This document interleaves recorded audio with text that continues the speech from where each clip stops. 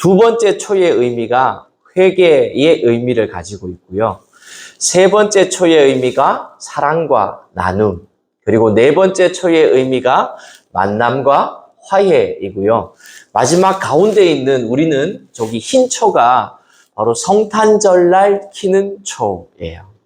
그래서 이제 보통 교회에서 초를 4개를 준비도 하고 또 저희 교회는 성탄절까지 키기 위해 5개를 준비해 놓았습니다. 이런 의미를 가지고 있다는 것을 잘 기억하시고 한 주 한 주 살아 지내시면서 이번 주는 기다림과 소망을 가지는 주간이구나. 이번 주는 내가 주님의 오심과 다시 오심을 기다리며 회개해야 되겠구나. 이번 주는 내가 사랑과 나눔을 해야 되는 주간이겠구나. 이번 주는 만남과 화해에 내가 조금 더 의미를 두어야 되겠구나라는 의미를 가지고 한 주 한 주 보내셔서 하나님 앞에 예수 그리스도를 더 기억하고 예수 그리스도를 더 묵상할 수 있는 절기가 되시기를 주님의 이름으로 축복합니다. 특별히 이제 이번 주 주일로 새벽 예배와 오후 예배 때 하는 출애굽기를 다 마치게 됩니다. 그래서 내일 아침부터 시작해서는요, 대림절에 관한 묵상으로 제가 말씀을 준비하려고 합니다. 그래서 아침 예배와 오후 찬양 예배 때에 대림절 묵상에 관련된 말씀을 가지고 나누게 될 건데요. 할 수만 있다면 교회에 와서 예배에 참석할 수 있으면 더 좋겠지만 또 몸이 불편하시고 또 추운 날씨 관계로 오지 못하시는 분들은 영상을 찍어서 올리고 있으니 그 영상을 보시면서 또 하루하루 주님 앞에 묵상하며 나아가실 수 있는 분들 되기를 축복합니다. 이제 말씀으로 들어가기 전에 우리 먼저 한번 인사할까요? 참 잘 오셨습니다 하고 한번 인사합시다. 네, 우리 또 한 번 더 인사합시다. 주님 다시 오십니다. 네. 교회적으로 볼 때 오늘이 이제 대림절 2번째 주일입니다. 대림절은 아까 제가 말씀드렸다시피 인간의 몸을 입고 탄생하신 주님의 오심을 기억하고 다시 오실 주님을 소망 중에 기다리는 절기로서 이제 성탄절을 기점으로 4주 전 주일부터 시작해서 성탄절까지의 기간이 바로 이 대림절입니다. 대림절은 특히 예수님의 3가지 오심을 강조합니다. 하늘 보좌를 버리시고 인간의 몸으로 오심과 또 각자의 삶 속에 찾아오심과 그리고 역사의 마지막에 오심, 이 3가지를 우리는 늘 기억해야 하는 것이죠.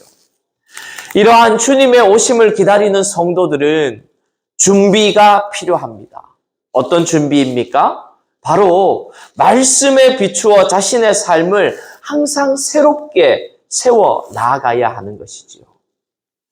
이사야와 같은 선지자들은 장차 오실 메시아를 바라보며 그분을 만날 준비를 하라고 촉구하였습니다. 그렇다면 예수님과 같은 시대를 살았던 세례 요한은 주님의 오심을 어떻게 하며 준비했는지를 살펴보면서 어느 때보다 의미 있는 대림절을 한번 맞이하게 되기를 주님의 이름으로 축복합니다. 오늘 우리가 살펴본 본문의 주인공이 바로 세례 요한이지요. 우리가 너무 잘 알고 있는 사복음서 모두에 하나님께서 보내심을 받은 사람인 세례 요한에 관한 내용이 등장합니다. 그의 사명은 오늘 본문에도 잘 나타나고 있지만 메시아의 오심을 증언하기 위해서라는 말로 표현되어집니다. 사도행전에서 가룟 유다 대신 사도의 자리를 대신할 사람을 선택할 때 그 조건이 세례 요한의 세례로부터 우리 가운데서 올려져 가신 날까지라고 말씀하셨던 것처럼 함께 했던 자로 제안하는 것을 보면 예수 그리스도의 사역의 시작점이 바로 오늘 우리가 살펴보는 세례 요한임을 우리는 알 수 있게 되는 거죠. 이 당시가 어떤 시대였냐 하면요, 좀 많이 힘든 시대였어요. 유다 백성이 이제 바벨론 포로에서 돌아온 이후에 한 500년 정도가 지났는데요. 그동안에 마카비를 중심으로서 해서 독립운동을 계속했지만 70년이라는 독립 기간을 제외하고는 또다시 다른 나라에게 침략당해서 식민지 시대를 살아가고 있었던 시대가 바로 이 시대였습니다. 그리고 이 세례 요한의 시대, 예수님의 시대에 이 이스라엘을 다스렸던 나라가 바로 로마였어요. 그래서 이 로마 시대의 이 사람들은 계속해서 무언가를 기다렸는데요. 무엇을 기다렸을까요? 바로 독립을 기다렸죠. 근데 그 독립이 이 이스라엘 백성들에게는 우리나라와 같이 뭐 대한독립 만세 이런 의미가 아니었고요. 누구 한 명을 기다렸어요. 그게 바로 누구이냐 하면 메시아였어요. 왜냐하면 역사적 책에 기록된 이사야의 선지자의 책에 기록된 듯이 보듯이 메시아가 오시기만 하면 이 이스라엘 나라가 정치적으로도 군사적으로도 경제적으로도 모든 것이 다 부흥할 것을 이 사람들은 믿었기 때문이에요. 마치 다윗 왕 시대처럼 말이에요. 그래서 이 사람들은요, 열심히 무엇을 했을까요? 메시아 오시기를 기다렸다는 거예요.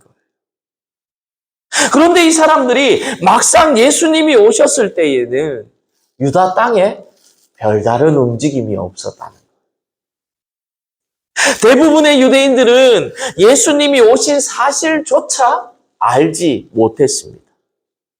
유일한 움직임은 오늘 본문에 등장하는 예수님의 길을 예비하는 자로 삼으신 세례 요한의 외침뿐이었다는 거예요. 오늘 본문은 그때에라는 단어로 시작합니다. 이 그때라는 단어는요, 마태복음에만 등장하는 단어인데요. 실제로 우리가 살펴본 이 3장과 바로 앞에 있는 2장 사이에는요, 한 30년 정도의 시간이 흐르고 있다는 거예요. 그러니까 2장이 끝나고 나서 3장이 시작된 이 시기의 시간이 간극이 한 30년 정도라는 거예요. 왜냐하면 2장까지 어떤 내용이 등장합니까? 예수님의 나심과 예수님의 탄생과 예수님의 피난 이런 내용들이 등장한다는 거예요. 그러니까 다시 말해서 예수님의 아주 유년기라는 거죠. 그리고 나서 지금은 언제예요? 예수님께서 세례 받으시는 장면이 바로 등장한다는 거예요. 그래서 예수님이 몇 살 때부터 공생애를 시작하셨습니까? 33세부터.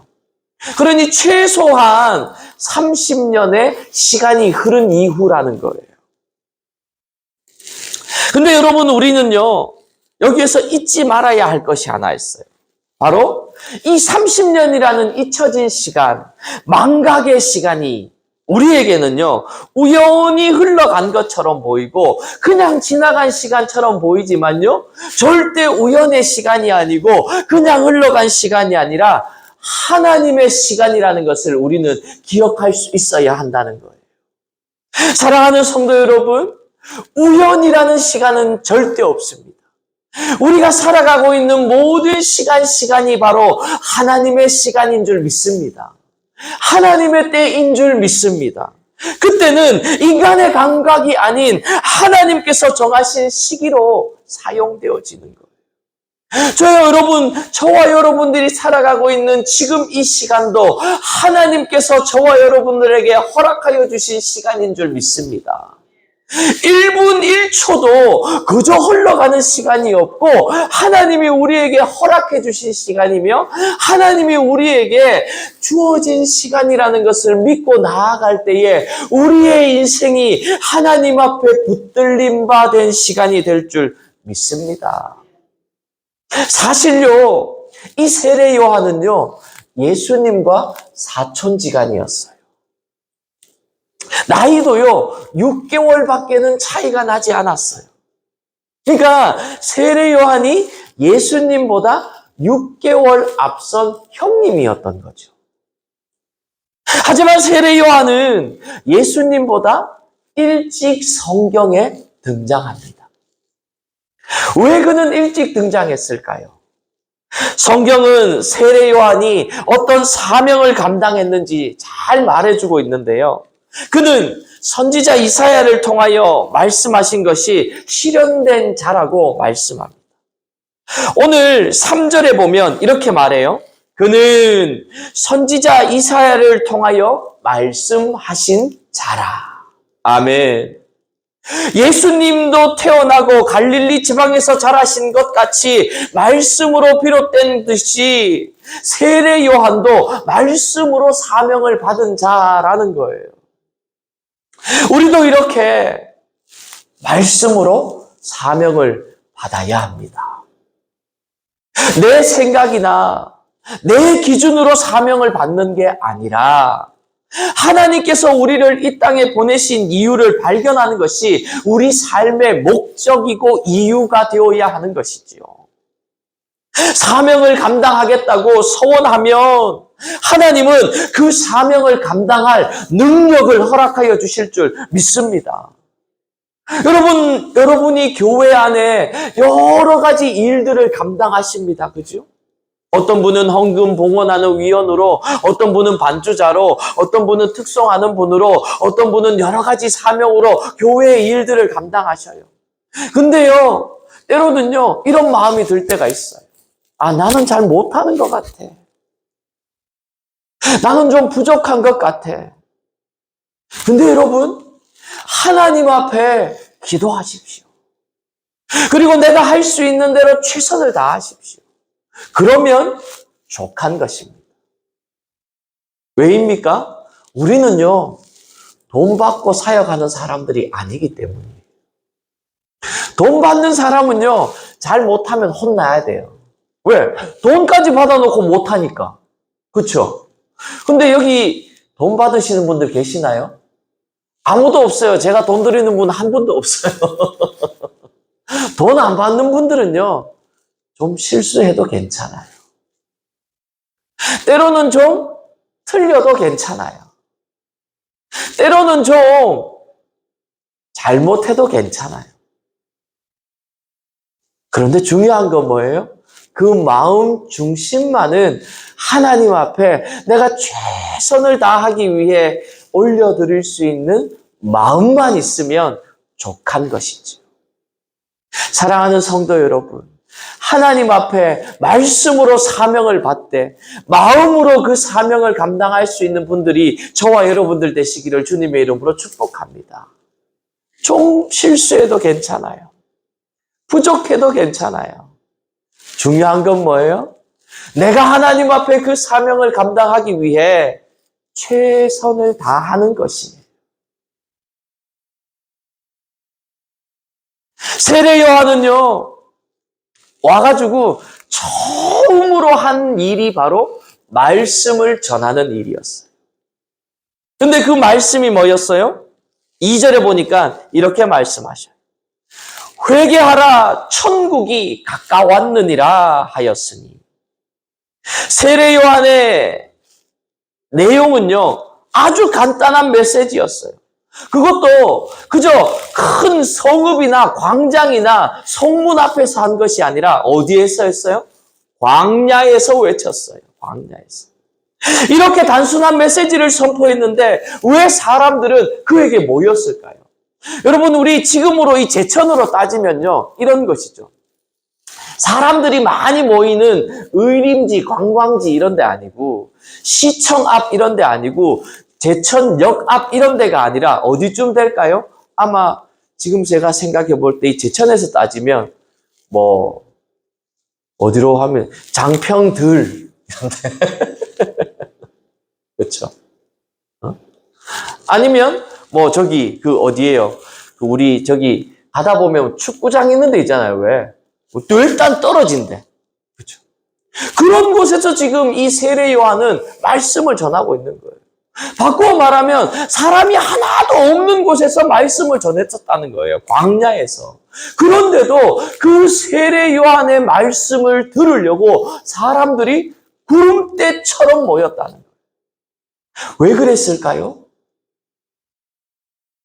왜 모였을까요? 제가 앞에서 한번 힌트를 드렸었는데 지금 이 사람들의 마음속에 있는 열망 중에 가장 큰 열망이 뭐였다고요? 메시아의 기다림. 바꿔 말하면 이런 의미죠. 이 세례 요한이 혹시 메시아일까 싶어서 사람들은 모였던 거예요. 그런데 그 세례 요한의 첫 번째 말씀이 선포되는 말씀이 바로 이거였다는 거죠. 회개하라, 천국이 가까웠느니라. 사실 말라기 이후로요, 선지자가 없었습니다.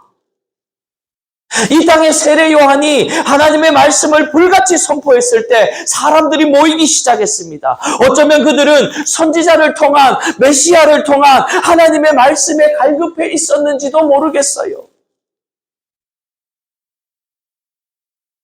말라기 4장 5절에 이렇게 말씀합니다. 보라, 여호와의 크고 두려운 날이 이르기 전에 내가 선지자 엘리야를 너희에게 보내리니.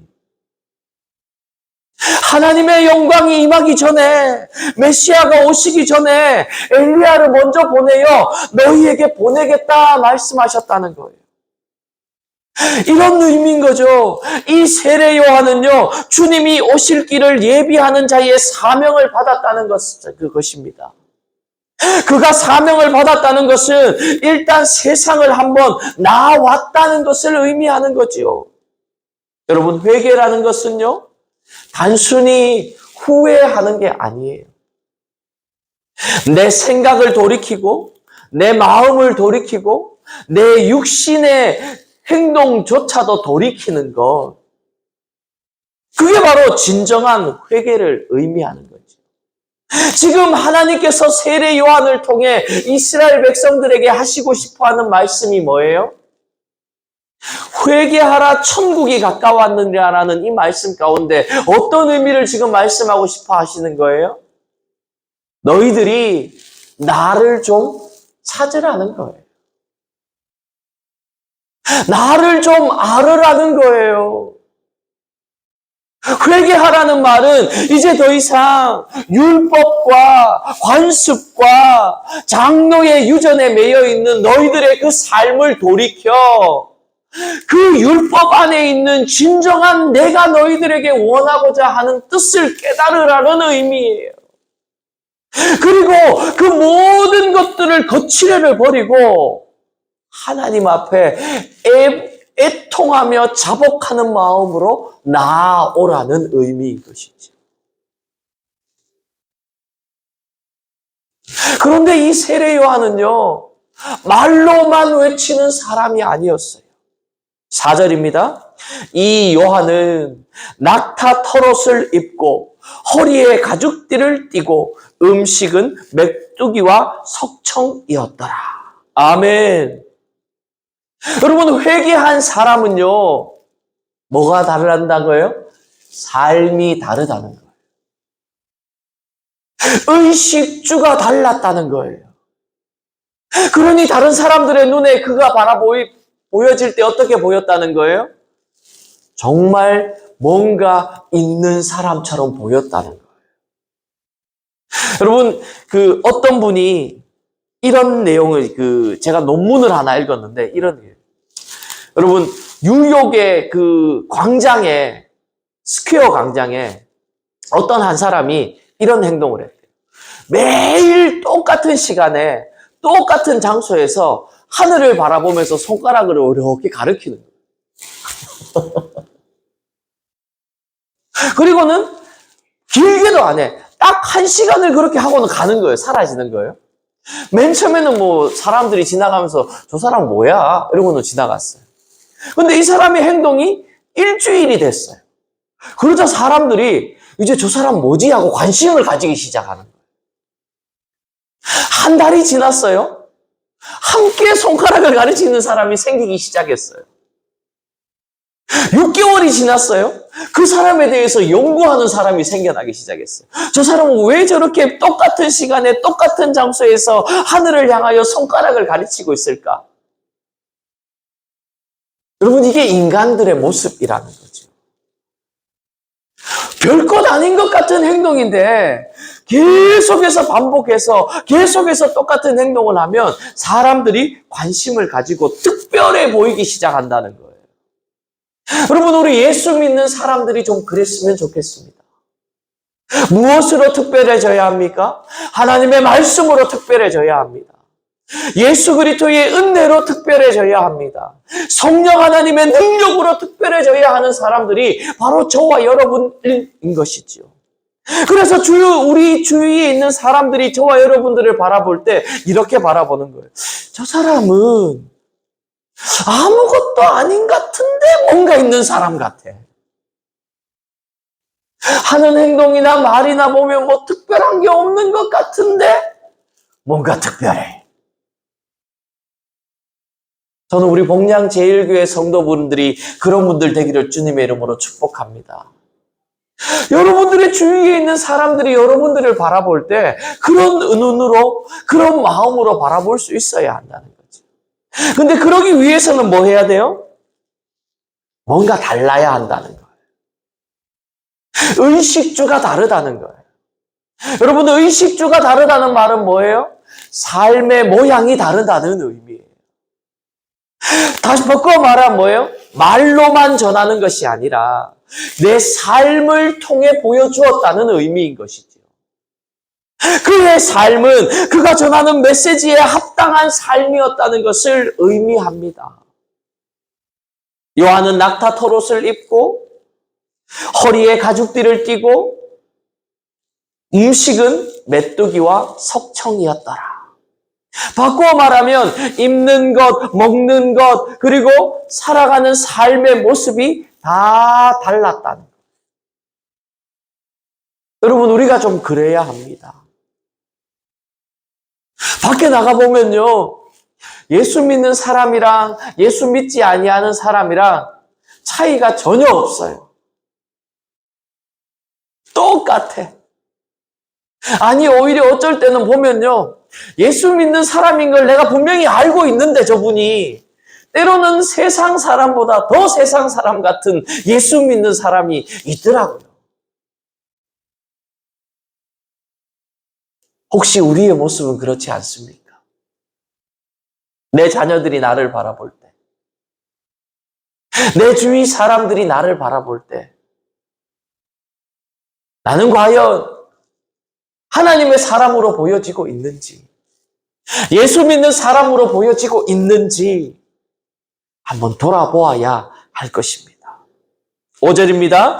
이때에 예루살렘과 온 유대와 요단강 사방에서 다 그에게 나와 자기들의 죄를 자복하고 요단강에서 그에게 세례를 받더니 요한이 많은 바리새인들과 사두개인들이 세례 베푸는 대로 오는 것을 보고 이르되 독사의 자식들아, 누가 너희를 가르쳐 임박한 진노를 피하라 하더냐. 자, 이 세례 요한의 이러한 삶의 모습에 영향이 어떻게 끼쳐졌습니까? 사람들이 구름대같이 모이기 시작했다는 거예요. 그리고는 그 사람들이 세례 요한에게 죄를 자복하고 그에게 세례를 받는 일이 일어났다는 거예요. 사랑하는 성도 여러분, 저와 여러분들의 삶이 이런 삶 될 수 있게 되기를 축복합니다. 바리새인들과 사두개인들, 특별히 그 사람들은 그 당시 어떤 사람들이었어요? 하나님의 율법을 가장 잘 지키는 사람들이었어요. 하나님의 말씀을 가장 잘 아는 사람들이었어요. 하나님의 뜻이라고 마음껏 살아가는 사람들이 바로 이 바리새인들과 서기관들과 사두개인들이었다는 거예요. 그런데 이 세례 요한이 그들을 향하여 뭐라고 말씀합니까? 독사의 자식들아, 누가 너희를 가르쳐 임박한 진노를 피하라 하더냐라고 말씀합니다. 여러분, 중요한 건요, 세례 요한이 이렇게 말한 것도 중요하지만 더 중요한 문제는요, 바리새인들과 사두개인들이 세례 요한 앞에 나왔다는 거예요. 여러분, 이 사람들은요, 사실 지금 세례 요한 앞에 나올 아무 이유가 없는 사람들이에요. 세상으로 인정받는 사람들이었고, 지위도 높은 사람들이었고, 많은 것은 가진 사람들이었고, 사람들로부터 존경받는 사람들이 바로 이들이었다는 거예요. 그런데 이들이 지금 세례 요한이 어디에 있어요? 광야에, 요단 강가에, 그까지 지금 왔다는 거예요. 왜 그렇게 왔을까요? 세례 요한이 특별해 보였기 때문이다. 저는 우리 복량제일교회 성도분들이 이런 특별한 분들 되기를 주님의 이름으로 축복합니다. 아마도 그들이 이 세례 요한에게 나온 이유는 그가 전하는 메시지와 세례의 방식이 궁금했을 수도 있어요. 그래서 세례 요한은 물 세례를 베풀었습니다. 근데 이 물 세례라는 것은요, 의미가 굉장히 많아요. 어떤 의미가 있습니까? 단순히 물을 몇 방울 뿌리는 의식이 아니라 우리를 하나님께로 돌이키게 하는 것을 의미하고 우상 숭배로부터 벗어난다는 것을 의미하는 거예요. 이 당시에는 심례를 행했습니다. 물에 몸을 완전히 담그는 것이었어요. 바꾸어 말하면 어떤 의미예요? 이런 의미죠. 물에 들어가기 전에 나는 이미 죽고 물 속에서 나온 나는 온전히 새로운 사람으로 태어났다는 의미예요. 그러면서 세례 요한은 이제 이렇게 선포하기 시작합니다. 8절입니다. 그러므로 회개에 합당한 열매를 맺고 속으로 아브라함이 우리 조상이라고 생각하지 말라. 내가 너희에게 이르노니 하나님이 능히 이 돌들로도 아브라함의 자손이 되게 하시리라. 이미 도끼가 나무 뿌리에 놓였으니 좋은 열매를 맺지 아니하는 나무마다 찍혀 불에 던져지리라. 아멘. 무시무시한 말씀이 아닐 수 없습니다. 여러분, 회개에 합당한 열매란 무엇입니까? 지금까지 살아왔던 삶을 송두리째 뒤집어 엎는 것을 의미합니다. 여러분, 우리가 봄이 되면 무엇을 해요? 땅을 갈죠. 근데 그 땅을 뒤집는 왜 뒤집어요? 묵은 땅을 기경해야지만 그 땅이 부들부들해지고 거기에 씨를 심고 무엇을 심어도 잘 자라날 수 있는 땅이 되기 때문이라는 거예요. 지금까지 살아온 삶과 정반대의 삶을 의미합니다. 지금 온 땅이 꽝꽝 얼었잖아요. 여러분, 이 꽝꽝 언 땅에 씨를 뿌린들 뭐가 자라나겠습니까? 무엇을 심은들 그게 클 수가 있겠습니까? 없다는 거예요. 묵은 땅은 뒤집어 엎어야. 회개에 합당한 열매가 있을 때에 거기에 이제 하나님의 역사하심이 시작된다는 것이죠. 그때는 도끼가 나무 뿌리에 모였으니 찍히는 일만 남았다 말씀합니다. 그는 하나님의 정확한 메시지를 냉철하고 정확하게 전했습니다. 이게 바로 이스라엘 백성들을 향한 하나님의 뜻이었다는 것이죠. 여러분, 오늘을 살아가고 있는 우리에게도 하나님의 뜻은 동일한 줄 믿습니다. 무엇을 해야 합니까? 세상을 향하던 내 발걸음을 돌이켜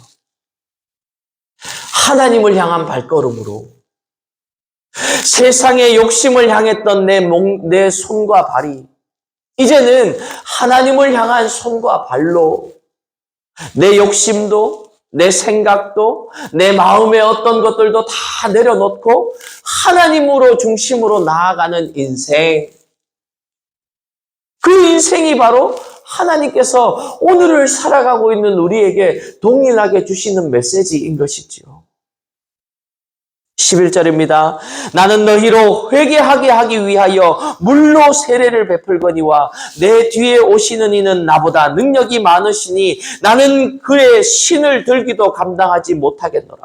그는 성령과 불로 너희에게 세례를 베푸실 것이요 손에 키를 들고 자기의 타작마당을 정하게 하사 알곡은 모아 곡간에 들이고 쭉정이는 꺼지지 않는 불에 태우시리라.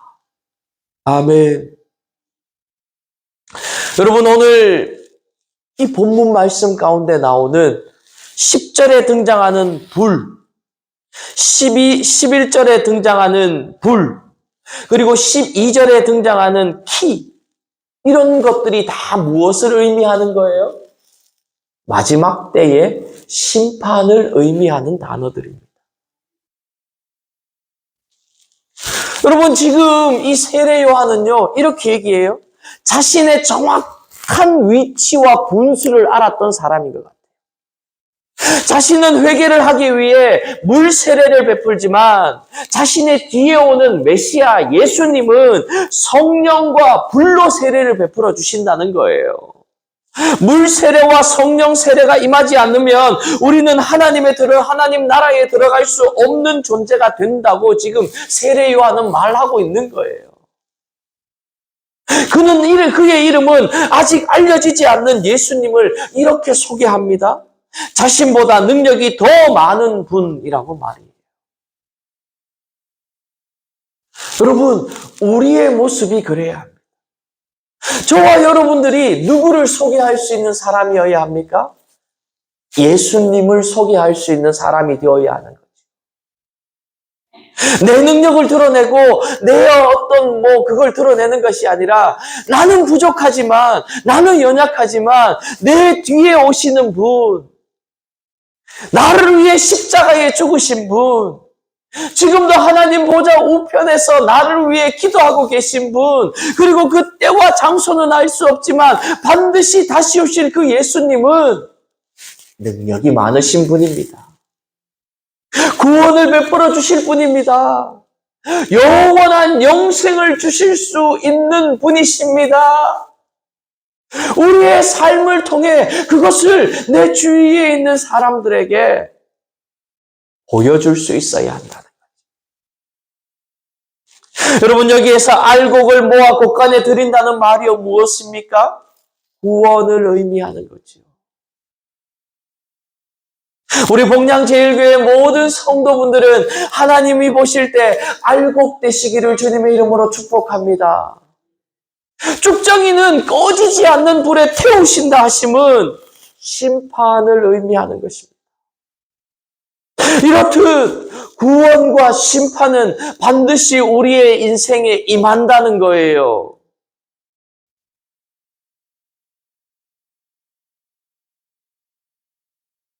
근데 이 뒤에 부분이 사실 오늘 우리가 읽지는 않았지만 뒷부분이 오늘 우리가 읽은 본문의 결론과 비슷한 말씀입니다. 제가 한번 읽어드릴게요. 13절입니다. 이때에 예수께서 갈릴리로부터 요단강에 이르러 요한에게 세례를 받으려 하시니 요한이 말려 이르되 내가 당신에게서 세례를 받아야 할 터인데 당신이 내게로 오시나이까? 예수께서 대답하여 이르시되 이제 허락하라. 우리가 이와 같이 하여 모든 의를 이루는 것이 합당하니라 하시니 이에 요한이 허락하는지라. 아멘. 여러분, 우리가 그런 삶을 세례 요한과 같은 삶을 살아갈 때에 우리 뒤에 예수님이 반드시 오신다는 거예요. 그리고 어떡합니까? 모든 의를 이루는 것이 합당하니라. 여러분, 우리가 예수님의 대신인 거예요. 우리가 예수님의 사도인 거예요. 우리가 예수님의 대사인 거예요. 우리가 예수님의 향기이며 우리가 예수님의 편지인 것이지요. 저와 여러분들의 모습을 통해 예수님이 드러난다는 거예요. 여기서 중요한 것은요, 예수님께서 하나님의 의라는 말을 하셨는데요. 이 하나님의 의란 인간이 바른 관계를 이루기 위해서 찾아오신 하나님을 받아들이는 것을 말하는 겁니다. 여러분, 모든 의, 그 의가 첫 번째 이루어져야 할 의가 뭐예요? 바로 하나님과의 관계가 바르게 이루어져야 한다는 거예요. 여러분, 우리는 어떻게 하나님과의 관계를 바르게 이룰 수 있습니까? 우리 주 예수 그리스도를 우리 마음 깊은 곳에 영접할 때에 그렇게 되는 줄 믿습니다. 이게 바로 하나님을 받아들이는 것이고 구원이고 순종인 것이죠. 그리고는 요한은 예수님께 세례를 베풉니다. 그런데 그 세례를 베풀 때 어떤 일이 일어납니까? 16절입니다. 예수께서 세례를 받으시고 곧 물에서 올라오실새 하늘이 열리고 하나님의 성령이 비둘기같이 내려 자기 위에 임하심을 보시더니 하늘로부터 소리가 있어 말씀하시되 이는 내 사랑하는 아들이요 내 기뻐하는 자라 하시니라. 아멘. 하늘이 열리는 것을 본 사람은 땅의 어떤 것에도 흔들리지 않는 사람입니다. 세례를 받으실 때 하늘문을 여시고 성령을 보내주시고 삼위일체의 아름다운 그림을 보여주셨다는 거예요. 사랑하는 성도 여러분, 저와 여러분들의 삶이 이렇게 되기를 주님의 이름으로 축복합니다.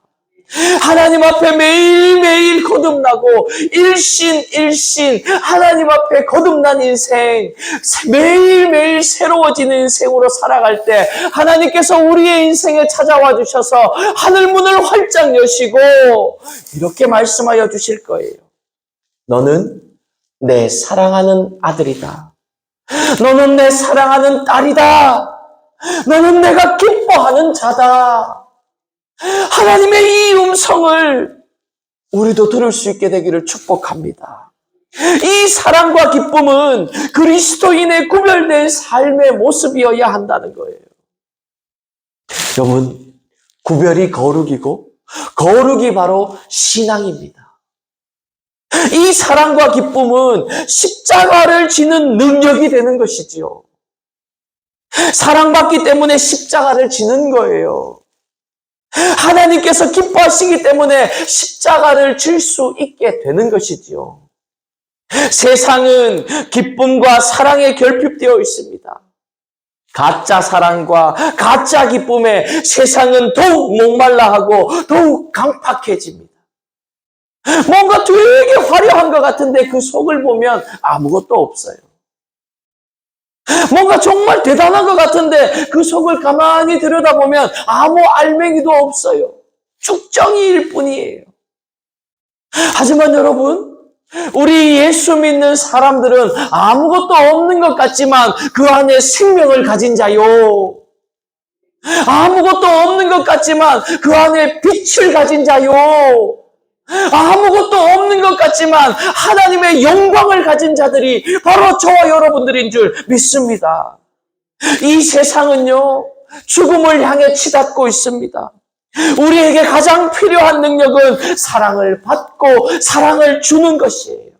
먼저는 하나님과 함께 기쁨을 누리는 삶을 살아야 합니다. 그리고 그 기쁨을 누리는 삶을 내 주위에 있는 사람들에게도 전하는 것. 그래서 우리는요, 지나치게 경건할 필요는 없어요. 왜요? 지나치게 경건하려고 하면요, 외식하게 돼요. 위선하게 돼요. 그저 우리에게 있어야 하는 건 뭐예요? 사랑과 기쁨만 있으면 되는 거예요. 여러분, 사랑하는 사람은요, 얼굴이 달라요.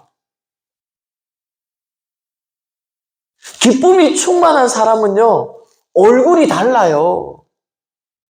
우리 왜 이러잖아요.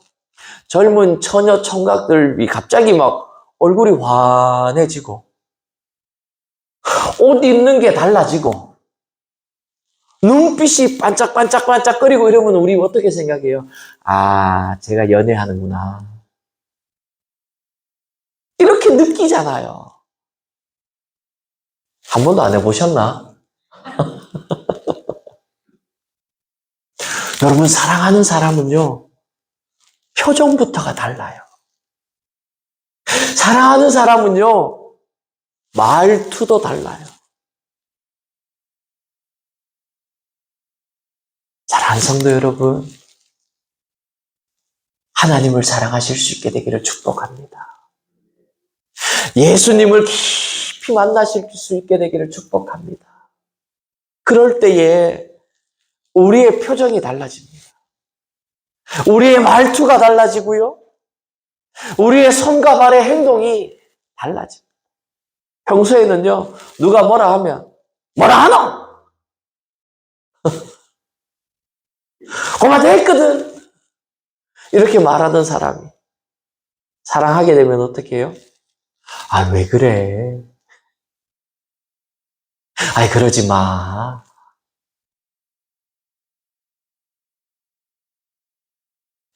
여러분, 우리는 지금 대림절을 지나고 있어요. 이 대림절에 이미 오신 주님이 보여주신 사랑에 감사하고 다시 오실 주님을 소망 중에 바라보실 수 있게 되기를 바랍니다. 평화의 왕으로 오신 예수 그리스도를 마음속 깊이 모셔드립시다. 주님이 맡겨주신 사명을 감당하고 삶 속에서 회개에 합당한 열매를 거두면서 우리가 살아가는 가정, 우리가 속한 교회와 삶의 현장에서 세례 요한과 같이 겸손하고도 담대하게 예수 그리스도를 보여주는 능력 있는 종들, 하나됨을 이루는 평화의 사도들이 바로 우리 복량제일교회 성도들이 될 수 있게 되기를 주님의 이름으로 축복합니다. 우리 시간 한번 다 같이 기도할까요? 하나님, 우리가 세례 요한이 되게 하여 주시옵소서. 우리의 인생이 세례 요한과 같은 삶을 살아가게 하여 주시옵소서.